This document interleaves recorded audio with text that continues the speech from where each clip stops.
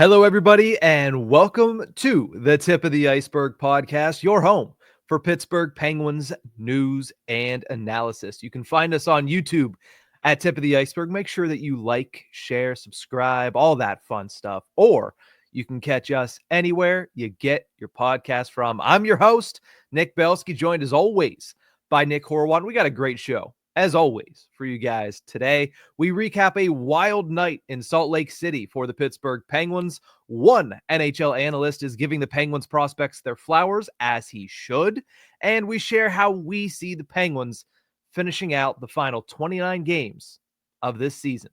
Let's get started on the Tip of the Ice-Burgh.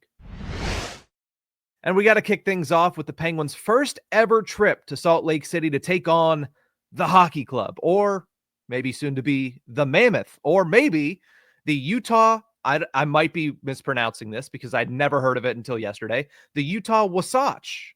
Horwat, before we get into anything else, I think this is the most pressing question of the day. Which one are you going with? Of those options, it's going to be Mammoth. I didn't like Yeti in the first place, really. I loved Yeti. I really did. I thought, is the plural of Yeti Yetis? I mean, it's a fictional thing. So I don't know. And that's kind of why I like Mammoth a lot. It's another team name that doesn't end in an S. It's not a plural, but it kind of is.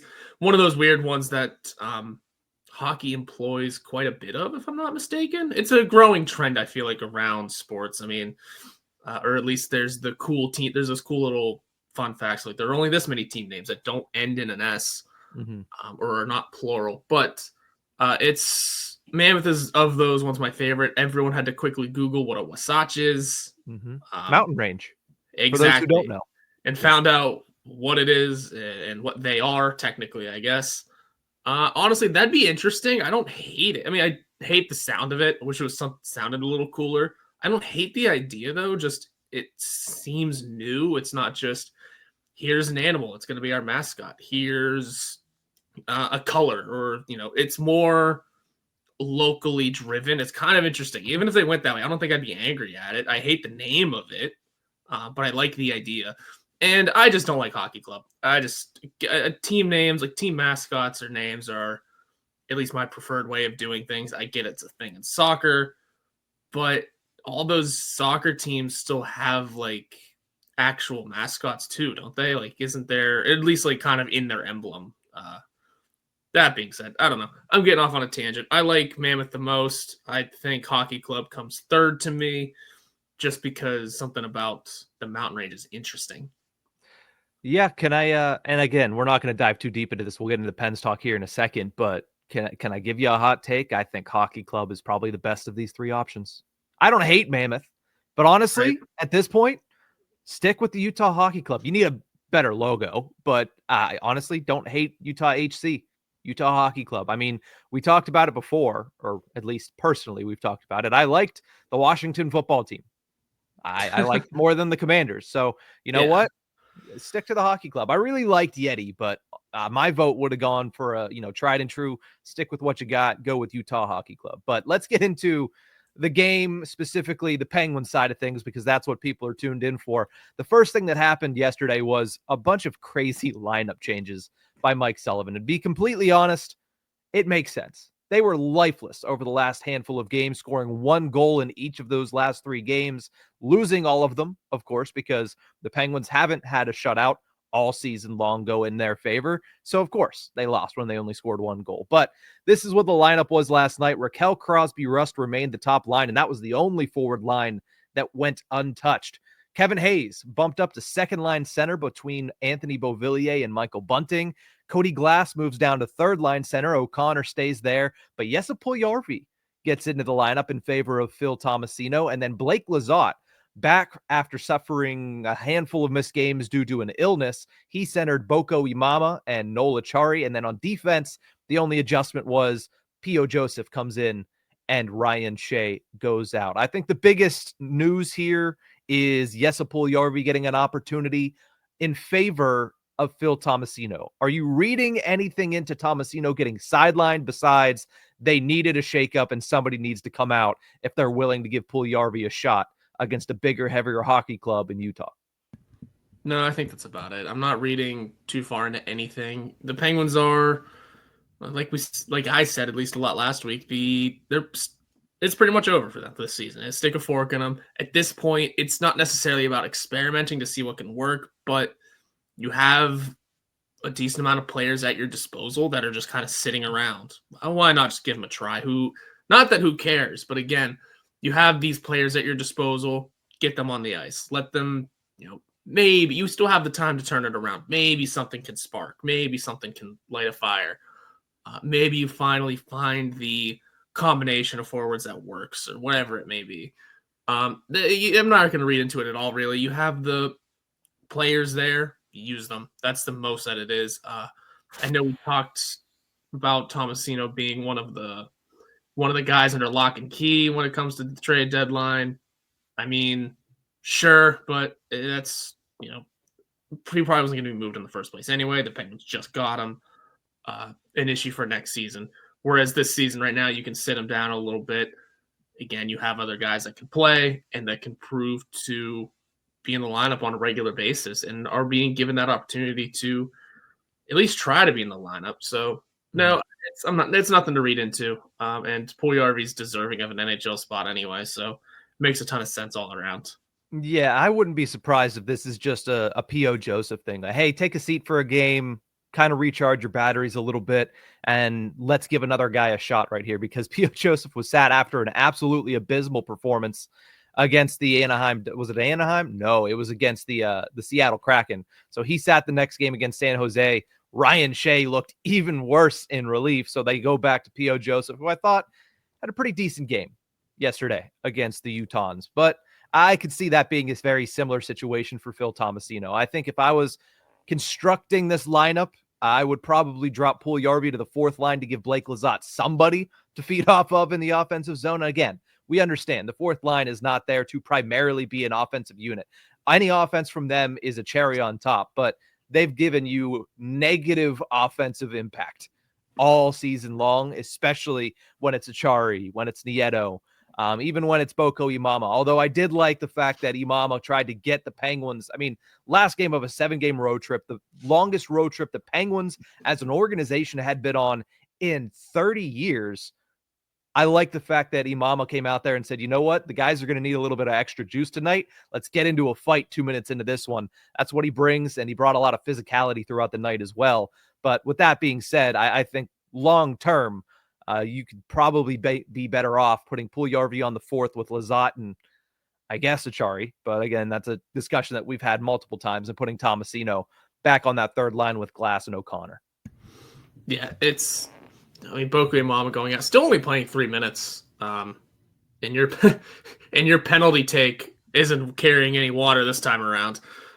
But pretty clean game. But it's if the lineup works, this is what you have to keep rolling with. Is Mike Sullivan likes to play the hot hand when it comes to his goalies. If he has to play the hot hand when it comes to his forwards, and that's the way it's going to have to be. You'll have to shuffle things out when Malkin comes back, no doubt. But like I said, this is the time where you realize that you have a ton of players at your disposal. Give them their opportunities, give them their tries, and see what can and what will work for you.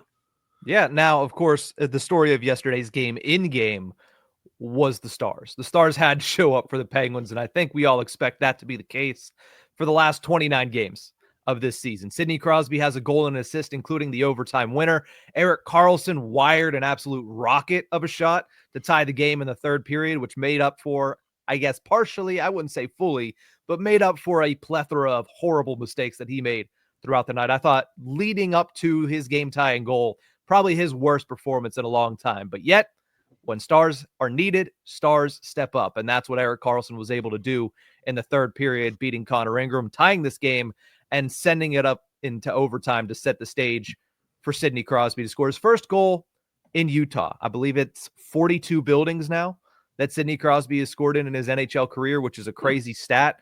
But if you look at Crosby specifically, he has goals in 3 straight games. 4 of the last 5 games, he has registered a goal, all of them at even strength. And if you look at his last 15 games played, Sidney Crosby has 15 points, 6 of them being goals, 9 being assists, and he's figured in on 28% of the Penguins' total goals in that span. It seems like the captain is trying to put on his cape and be Superman once again for this team. Because he's got no other choice. Yeah. No one else is. I mean, the percentage there is telling enough. No one else is really scoring on this team. No one else is really finding the back of the net. Things have tapered off for a couple of guys since the beginning of the season. And it's just time for Sidney Crosby to realize that the Penguins still do have a shot, whether it be a long shot or not, at making the playoffs. And he's going to do what he does best, and that is put the team on his back. In the wake of all of those ridiculous, you don't want to call them trade rumors, it's the trade nonsense that went out on social media. In the wake of all that, he wants to prove that A, he still got it, B, that the Penguins are still his squad, and that, he's going to do everything he can to help the team win. And that's what he's doing at just the right time. Like, maybe not the right time. No one else is doing it. So it's the right time for him to pick it up and at bare minimum make this team look decent enough. I mean, there's only so much you could do with this lineup right now. But Crosby's going to do everything he can to help the team win because that's what he's done for the last 2 decades. Now, with that in mind, it's over, Horwat. The season-long, the decades-long 7-game road trip has finally come to a close. We're done with Western Conference starts here for a while. There's only 3 more games the rest of the season. I had to look this up because late last night I was sitting there saying, this is awful. Like, I have hated every second of the last couple of weeks because I am an old man in a 28-year-old's body. I do not like staying up till 10:30 to watch the beginning of a hockey game, let alone staying up till 12 o'clock, 12:30, 1 o'clock when all is said and done to watch a hockey game, especially with the way the Penguins have been playing. But only 3 more games this season that don't start at 7 or before. So we have an 8 o'clock. I believe there's a 9 o'clock, and there might be a one more 10 o'clock start as they go out to Vegas, Colorado, and there's another one out there too, but I just can't remember it off the top of my head. So with that in mind, this is over. Penguins now have 4 games remaining before the Four Nations face-off versus Nashville on Saturday, versus the New Jersey Devils, and then at the Rangers at Philadelphia. Going into that Four Nations break, what is your prediction for their record? Sorry, something fell behind me. I don't predict that it'll be great.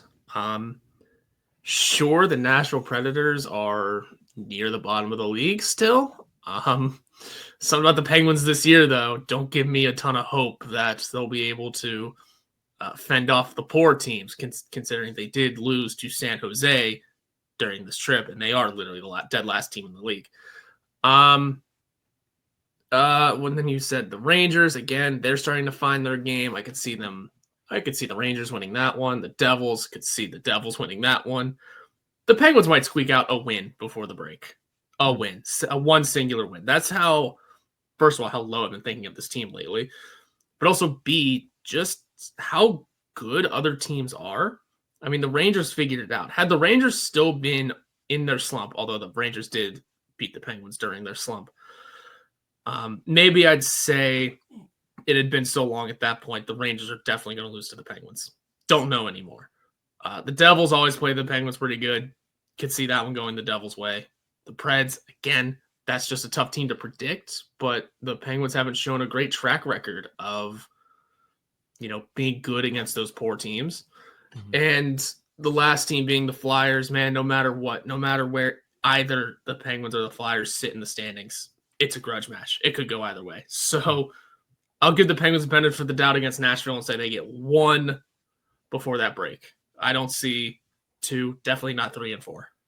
All right, you know what? I'm going to go 2 and 2. I'm going to have a little bit of a higher thought on the Penguins, and I think the one thing that everybody knows is they struggle against the New Jersey Devils. They just don't match up well with the Devils' speed. The Rangers do scare me a little bit, especially because Igor Shesterkin is starting to turn it around, and when he's hot, it's hard to beat that team, especially at MSG for the Pittsburgh Penguins. I do think they get a win over Nashville because I think they're going to come home after this long 2-week break 2-week trip, and they're going to have the juices flowing, right? This win is going to reinvigorate them a little bit. The home cooking is going to reinvigorate them a little bit. Sleeping in their own bed is probably going to reinvigorate them a little bit after this 2-week stretch here. So I think they're going to have a good performance. And I still am not impressed by the Nashville Predators. So I think they'll be able to have a good game and maybe squeak one out there. And I just have confidence the Penguins are going to beat the Flyers. I do. Like even earlier in the season when the Penguins were not playing the best of hockey, they still absolutely crushed the Philadelphia Flyers. Now that they're struggling a little bit and the Flyers are also still struggling, I think that I still have confidence in the Penguins to go into Philly and get that victory. So I'm going to go 2-2 on that one. Again, not a great stretch, but 2-2 I think gets you into the break with at least not absolutely horrendous feelings around this team. Yeah, and I don't mind 2-2 either. I would also say if they were to win any of the other games, it would be the Flyers game because they have that weird stat this year about winning the second halves of back-to-backs, and luckily for them, that is the second half of one against a rival who, their goaltending situation is so weird. I know Sammy Ersson just got added to Team Sweden, but there's a couple other options he could have gone for that selection. And then it's a couple of prospects that don't seem to be panning out quite yet, or at least aren't making the noise right away. So maybe if the Penguins could take advantage of some goaltending, depending on who they get that night, that could be a fascinating game. Regardless, again, it's tough having these conversations whenever there's not like there's playoff implications at the moment. No, but if the Penguins come into that game hot, maybe they seal a second win. Like I said, I'll give them the benefit of the doubt over Nashville just because something about that team is wild this year. Devils and Rangers aren't going to be easy, and just straight up don't see it happening. And the Flyers, if they catch the Flyers on a good night for themselves, again, on the second half of back-to-back, which they've done absurdly well in for some reason, that could be something to hang their hat on going into that break. Let's talk prospects, Horwat. Let's look at Scott Wheeler of The Athletic, who has been releasing his yearly prospect pool rankings. The Penguins, over the years, have been a fixture in the bottom 5, 30th, 31st. Last year, it was 27th, which was a great jump for this organization. Well, this year, they've moved all the way up to 20th on Scott Wheeler's prospect pool big board. He says, quote, while they still lack a true high-end piece, their pool is deeper and stronger today than it has been in a while. I actually had to leave players off of it instead of searching for guys to include. So I would say, compared to what we've heard, very nice words, very good flowers given to the Pittsburgh Penguins prospect pool. Your thoughts on them receiving praise for their system? I'm about it. I've been saying for a little while now, at least since Kyle Dubas started sort of adding to the list, that the Penguins have a far better prospect pool than people are giving credit for. I know it might be a bunch of, at the moment at least, projections to be depth guys, projections to be middle six guys.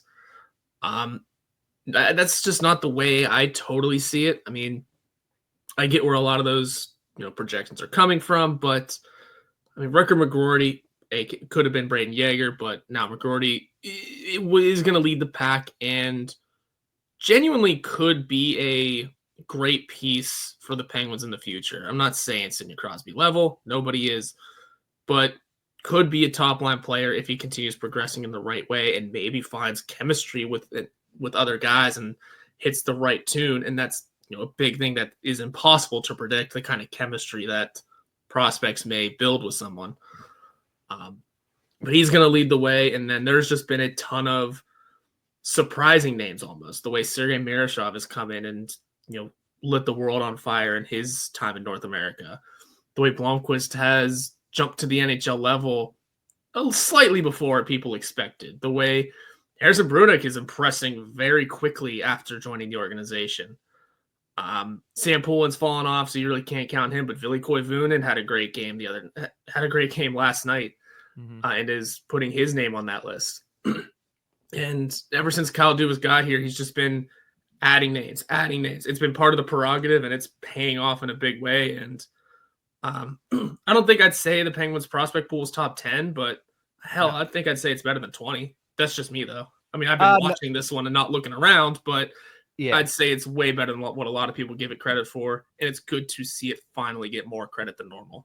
Yeah, I think 20 is about right. Like last year when it was 27, I was like, okay, that seems a little bit low. But this year at 20, that feels right. Because I agree with Scott. They don't have that true high end. Hey, this guy is going to change a lot of things. They don't have that Consta Hellenius. They don't have that Macklin Celebrini. They don't have that Connor Bedard. Now, those players are one of one, but they don't have guys like Shane Wright who went fourth overall. They don't. Like they have, I guess, yes, Puljujärvi who went fourth overall, but that was a long, long time ago. And it has been a while since he has been considered a prospect. So when it comes to being ranked 20th and everything that Scott had to say in that piece, I think it's justified. I think the praise is justified for the Penguins and the work that they've done with this unit in such a small amount of time. Like you mentioned, there are names that are from prior front offices that have kind of stepped up. I think Tristan Brose deserves some flowers as well for the strides he took last year in his last season at the NCAA level, and this year in his first year at the AHL level. And then guys like Taylor Gauthier, who is gone from, hey, he's a prospect to he was the ECHL goalie of the year last year. Like these guys are starting to make strides in their development that I don't think a lot of us were expecting. Now, with that, there are some other prospects that have started to head the other direction and headed over the hill, like a Sam Poulin. Now people are kind of saying, wow, that was a first round pick that if you look at it, he's not near the NHL right now. Like he is probably third, fourth, maybe even fifth on the call-up list for the Pittsburgh Penguins. But I think specifically this jump is due to how many pieces, and you alluded to this, that they have added since last March alone. And they're all pieces that are near or at the top of the prospect list. I mean, Scott Wheeler put his rankings up there of the top 15 for the Penguins. 1.1, Rutger McGroarty, brought in this year. 1.2, Harrison Brunick, who was drafted in the second round this year. Then you add in Koivunen. Then you add in Tanner Howe. Then you add in Cruz Lucius, who has been impressing at the NCAA level.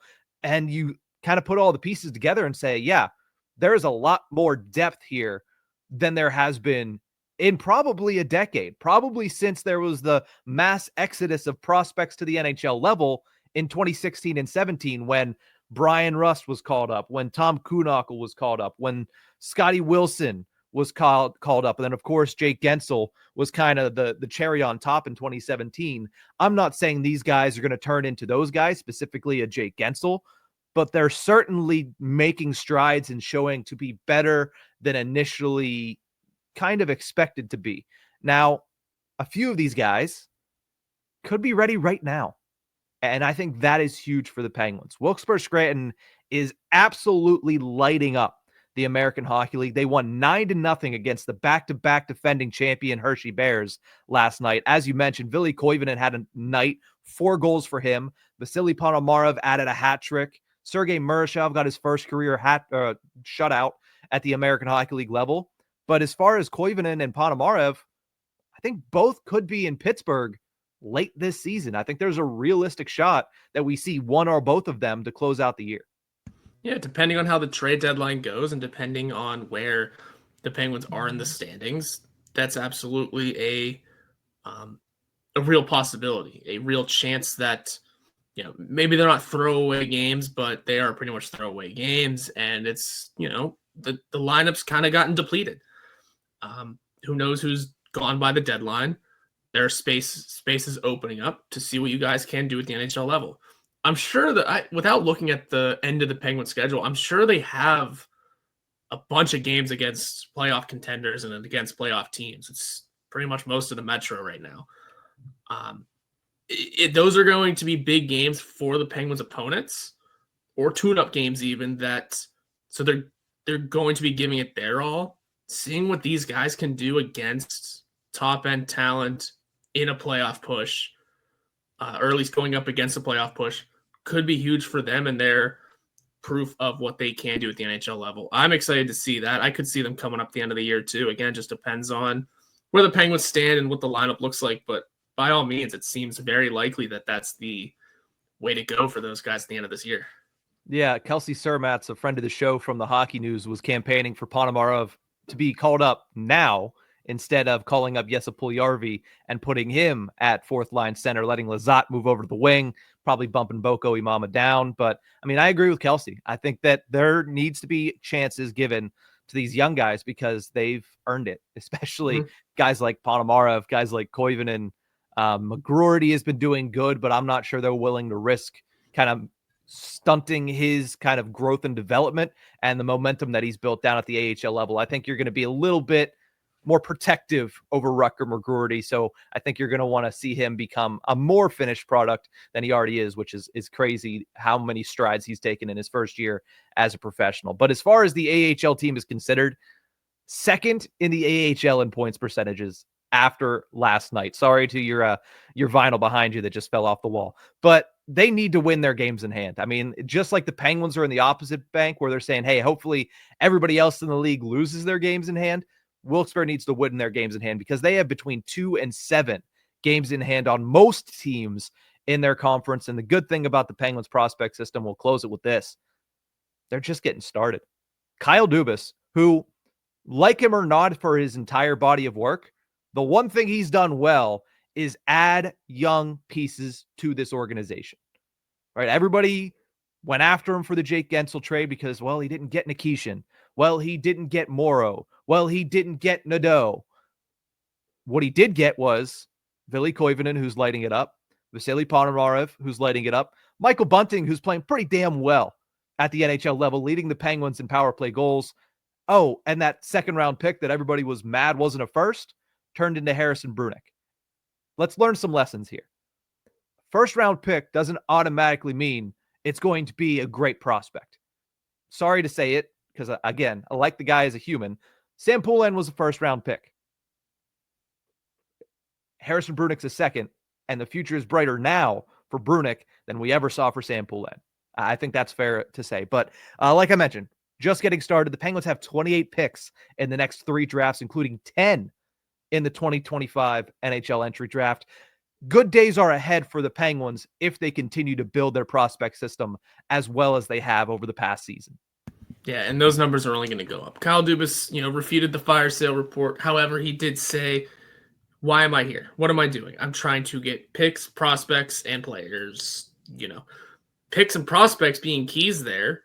I mean, and if that's his plan, there should be plenty of picks and prospects coming pretty soon down the line. Don't know how many 2025 picks he's going to get, but maybe he adds a prospect or two that could make it in next year. But then once more drafts start rolling in, he should be adding more picks for the Penguins to, continue building and bolstering that prospect group to the point where it seems like he's going to be building a prospect group while these prospects that we just discussed are graduating into the NHL.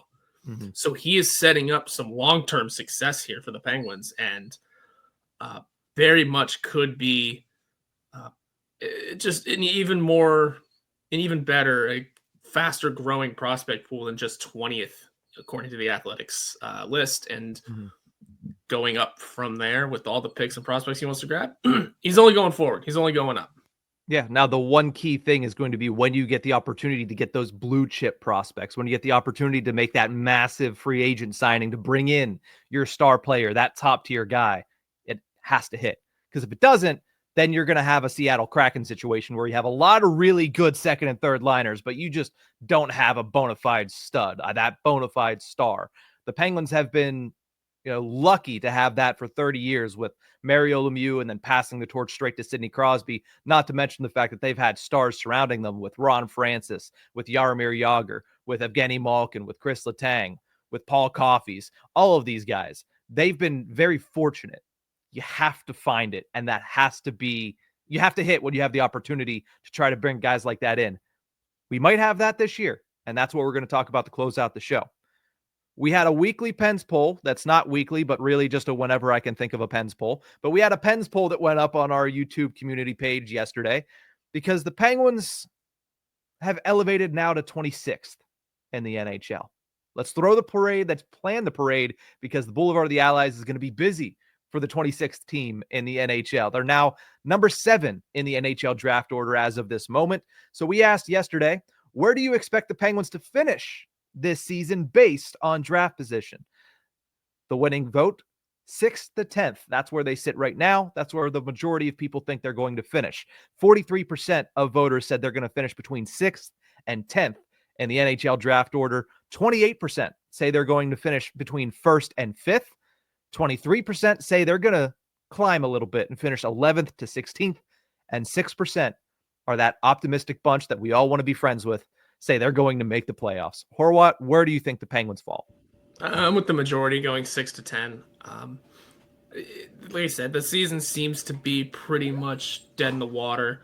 But I see them at least playing well enough or collecting enough wins to kind of stay out of the basement, essentially, stay out of that bottom 5 area.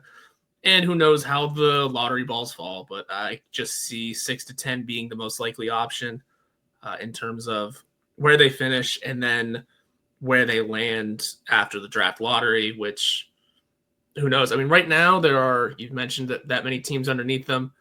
I don't see, just the odds aren't going to kick around in the Penguins' way when it comes to the lottery. I just think the 6 to 10 is the easy option and the most likely option.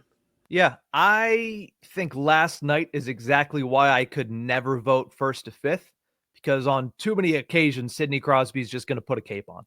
Like, he is not going to let them go too long without just taking over a game completely and getting a win. Because of that, I don't see them being able to be consistently bad like the Sharks and the Blackhawks. Like, there is bad on a consistent basis like we saw over this road trip. But then there is Sharks bad. There is Blackhawks bad, where they lose 7, 8 games in a row. They lose 9 of 10. They lose, 14 of 15. That's how bad some of these teams can get to. And again, they know their situation. I'm not bagging on them. That's just the reality of what has happened in Chicago and San Jose the last couple of years. I don't see a team with Crosby being able to be that bad before he just puts a stop to it, goes on a stretch, and does exactly what he did last night and wins the Penguins a hockey game. I think he's playing at too high a level to let them drop to 1st to 5th. Not only that, I think they could potentially win some games on down the stretch because of the younger players, because of what we talked about right in the last segment. If after the trade deadline, a couple of names are gone, Koivunen and Panemara have come in, you don't think that's going to add a little bit of juice late in the season? Not to mention the fact that late in the season, if you're Crosby, empty the tank. You're going to have another long summer. You've had 2 long summers in a row. He's going to empty the tank. And when that's the case, Penguins are going to win some hockey games. That matched with the fact that their power play is still performing well, despite the fact that the rest of the team has kind of faltered. I could see the Penguins climbing a little bit, not much, but a little bit, up to somewhere between 11th and 16th. Because I think at 7th right now, a lot of that is due to the fact that they have been bad for the majority of the last couple of weeks, matched with the fact that everybody else in the East, at least as of 2 days ago, everybody else in the East besides Buffalo had a winning record over their last 10 games. So I think that gap is going to be closed because it's not going to continue to be everybody in the East wins. Meanwhile, the Penguins lose because they're out West and playing Western Conference opponents. So I think that is going to level the playing field a little bit more. And I think the Penguins, I mean, depending on what you want to see, unfortunately climb up to 11th to 16th, still miss the playoffs. I would say if you're going to miss the playoffs, it'd be great to finish somewhere in that 5 to 7 range. That way you have a chance to maybe move up and get one of the top 4 in this draft. But something tells me that Crosby's going to go on a run late this season, and it's going to lead to them getting closer, not into, but closer to a playoff position. Definitely closer. I think there's still a lottery team regardless. Sid will put the team on his back, do what he does. It just won't be enough, and just depending on even who's in the lineup at the end of the year, I just don't see too much climbing come. Plus, a top 10 draft pick might be extremely useful for this team at some point. Oh, I mean, we mentioned late last segment, whenever he has the opportunity, Dubas has to hit on the blue chip prospect opportunities. I'm not going to say there's 10 of them in this draft, but there is certainly 4 of them. So if you can get into the top 4, you're more guaranteed to hit on that. If not, take advantage. They haven't drafted that high in a very, very long time. You have to get the right guy that's going to fit in this system. And that would be a huge, huge determining factor as to where this team goes. Again, one prospect isn't going to change everything, especially not at 8th overall, 9th overall over the next year or two. But that goes a long way into getting that next era of Penguins hockey to be a successful one, is to hit when you have that opportunity, because who knows, maybe next season the Penguins are a better team. I know the writing is on the wall for them not to be, but maybe they are. We'll have to wait and see. But who knows when he's going to get the opportunity to draft potentially in the top 10 again. He needs to hit that if that is indeed what is the case. But that's going to do it for this episode of The Tip of the Iceberg. Thank you guys so much for tuning into this one. Remember, if you liked this video, make sure you like, share, subscribe to our channel on YouTube, or you can catch us anywhere you get your podcast from. We'll see you guys next time.